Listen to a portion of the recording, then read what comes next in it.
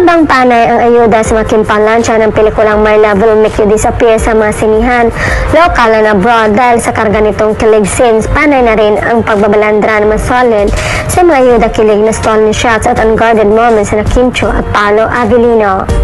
Ang latest na nagpatindi ng dilulon makimpar ang video kung saan makikita sina Kim at Paolo sa isang pang-jowa moment. Ibinida ng Kim Pao-Fanny na It's Me Claire ang ganap na Kim at Paolo na tila nanood ng isang eksena. Magkatabi nakaupo sa monoblock ang dalawa na pareho ang kulay ng suot nilang t-shirt. Makikitang parang na-disappoint si Paolo sa napapanood nito dahil sa kanyang reaksyon at galaw ng kanyang kamay. Base sa buka ng bibig ni Kim, parang ipinapaliwanag ni Kim ang sitwasyon sa kanilang pinapanood. Maya-maya umangat ang kamay ni Kim at dumantay sa legs ni Paolo.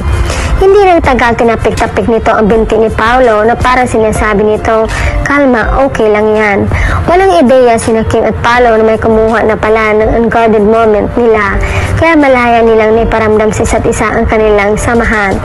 Pero iba ang dating ng mga solid sa galawan ng dalawa. Describe nga ng post, yung nagreklamo ka na sana pero marupok ay pagdating kay Kemi. Pinusuan naman ito ng ibang mga netizen. At the risk of being repetitive and entitled, sila na by this time, January 2024, she won't touch him that way unless mas marupok si Pao, kunting hagod lang, nag-smile na.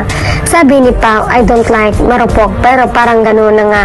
Biglang change mood eh. Hindi pa nakatingin si Kim yan ha, parang nasense siguro niya o nagkataon na napakalma niya. May nakalimang noon na ako ng My Love Will Make You Disappear last Sunday. Okay lang rin ang asawa ko, siya naiyak pa. Ako mas na lang nga eh, mas OA siya sa akin pero panay sikuhan at kurutan namin sa funny and kilig scenes. Pag binanggit ko ito kay Lil Bro, tatawanan ako sa GC.